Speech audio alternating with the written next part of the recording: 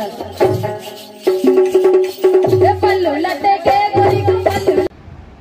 दोस्तों, आपका स्वागत है करेजा ब्लॉग्स में। जैसे कि हम आपके लिए हरि सिंह गौर से रिलेटेड कुछ भी बातें हैं वो हम आपसे शेयर करते हैं। पिछला ब्लॉग हमारा हॉस्टल ब्लॉग था जिसको आपने काफ़ी प्यार दिया। अब हम पहुंच चुके हैं एक नए सत्र में, एक नए ईयर में, जो कि पीजी वालों के लिए होने वाला है। और काउंसलिंग जैसा कि हम जानते हैं कि चल रही हैं, और हम आप लोगों की जो भी रिलेटेड क्वेरी है उसके बारे में इसमें हम बात करने वाले हैं इस छोटे से वीडियो में। और अगली वीडियो हम कल बनाएंगे जो कि प्रोसेस की होगी, जो हम प्रैक्टिकल प्रोसेस के बारे में बताएंगे। तो हम डिस्कस करने वाले हैं आज उन छोटी छोटी कठिनाइयाँ या फिर मुश्किल कह लीजिए जो हमारे साथ भी हुई हैं, और हमें कोई बताने वाला नहीं था, इसलिए हम हैं आपके साथ, क्योंकि हम हमेशा आपके साथ हैं एज अ स्टूडेंट। और कभी भी हमारी ज़रूरत पड़े तो आप हमें इस चैनल में कांटेक्ट कर सकते हैं।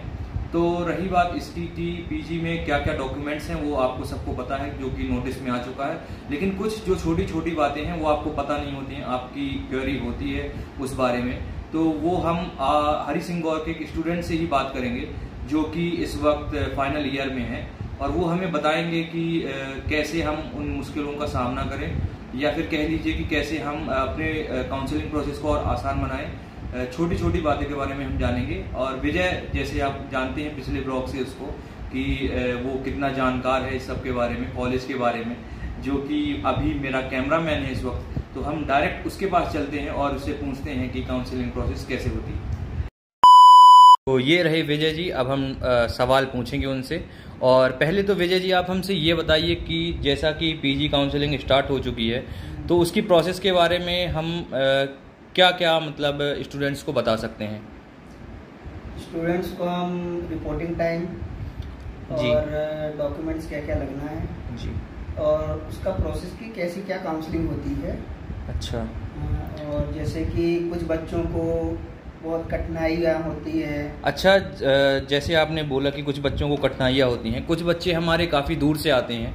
जैसे मान लीजिए कोई बच्चा रीवा से आता है या फिर सिंगरौली से आता है, या जैसा समझ सकते हैं आपकी कई दूर दूर से 200-300 किलोमीटर दूर दूर से बच्चे आते हैं सेंट्रल यूनिवर्सिटी में, और उन्हें यहाँ पे चीज़ें पता नहीं होती हैं। तो रिपोर्टिंग टाइम, जैसा कि आपने रिपोर्टिंग टाइम क्या बताया, 10 बजे सुबह 10। तो अगर किसी कारण से कोई बच्चा 10 बजे नहीं पहुँच पाया तो क्या उसका एडमिशन रद्द हो सकता है? नहीं, बिल्कुल नहीं। तो ये कुछ बातें हैं जो हम आपको बता दें, क्योंकि फैकल्टीज़ आपको इस बारे में नहीं बताएंगे, क्योंकि जाहिर सी बात है कि वो चाहती है कि बच्चा नोटिफिकेशन में जो होता है बच्चे वही सोचते हैं। हाँ, मगर उसके बाद भी जैसे 10 बजे रिपोर्टिंग टाइम है तो आप 10:30 11 आ सकते हैं, मतलब कुछ ढील कर सकते हैं, एकदम घबराने की बात नहीं है। अच्छा, तो हमने जैसा नोटिस में पढ़ा है, और हम वो नोटिस इस वीडियो में भी लगा देंगे वीडियो के आखिर में, ताकि आप एक बार फिर से रीचेक कर लें। तो उसमें हमें लिखा गया है कि ओरिजिनल डॉक्यूमेंट्स ज़रूरी हैं। तो क्या ये ज़रूरी है कि सारी ओरिजिनल डॉक्यूमेंट्स हों ही? नहीं, जैसे कि डेट ऑफ बर्थ के लिए 10th की मार्कशीट जी, और टीसी वगैरह तो मस्ट है, वो तो लाना ही है। और अच्छा, टीसी के लिए हम आपको बताना चाहेंगे कि टीसी का शायद ये कुछ है कि अगर आपके पास टीसी ना हो या फिर कुछ ज़रूरी डॉक्यूमेंट ना हो तो आप एक फॉर्म ले सकते हैं, जो कि अंडरटेकिंग फॉर्म जिसको कहते हैं हम, वो हमारे यहाँ ईजिली अवेलेबल हो जाएगा। मगर वो कुछ समय के लिए होता है, जैसे 1 हफ्ते या 10 दिन के लिए। उसके अंदर आपको वो डॉक्यूमेंट अपनी यूनिवर्सिटी या डीन में जी, मतलब जो कोई बच्चे के पास अगर नहीं है तो वो घबराए ना, अंडरटेकिंग का फॉर्म ले ले। अंडरटेकिंग का फॉर्म कहाँ से मिल सकता है? ये जब एडमिशन लेंगे आप तो जस्ट बगल से ही एक डिपार्टमेंट रहता है, या कोई टीचर बैठा रहेगा, वो आपको बताएगा या वही दे देगा आपको अंडरटेकिंग फॉर्म। उसमें लिखना पड़ेगा कि ये डॉक्यूमेंट हम आपको इतने दिन में प्रोवाइड करवा देंगे। अच्छा, मीन्स आप ये कह रहे हैं कि काउंसलिंग जो टीचर जो या फिर जो फैकल्टी करेगी वही हमें अंडरटेकिंग का फॉर्म दे देगी, कहीं और से लाने की जरूरत नहीं है। और यदि ना हो तो जैसे बीए डिपार्टमेंट में आपकी काउंसलिंग हो रही है, कॉमर्स डिपार्टमेंट में, तो पास ही में बीए कैंटीन है और वहाँ पे नेमा जी की ऑनलाइन शॉप है, तो आप वहाँ से भी ले सकते हैं।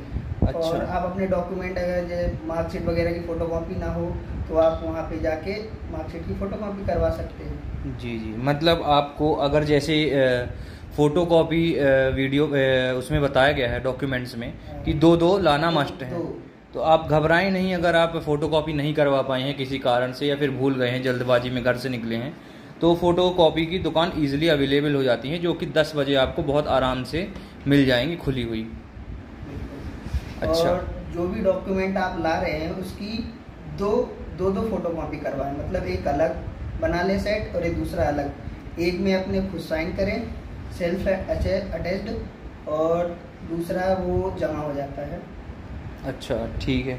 तो ये कुछ जानकारियाँ थी जो कि हम एज आ स्टूडेंट दे रहे थे, ना कि फैकल्टी, कि आप बिल्कुल एकदम घबराना नहीं है, पैनिक नहीं होना है। पैनिक बिल्कुल नहीं होना है। बहुत नॉर्मल सी ये प्रोसेस है, काउंसलिंग प्रोसेस। आप इसको बहुत हुआ जैसा कि बच्चे बना लेते हैं कि नहीं इस वक्त ही कराएं तो ज़रूरी है, ऐसा कुछ नहीं है। आपका एडमिशन कैंसिल नहीं होगा अगर आप कट ऑफ लिस्ट को वेरीफाई करते हैं। अगर आपके मान लीजिए 40 नंबर कट ऑफ है और आपके अगर 45 हैं तो आपका एडमिशन हो जाएगा, आपको घबराने की ज़रूरत बिल्कुल नहीं है। थोड़ा आपको रुकना पड़ेगा, धैर्य रखना पड़ेगा।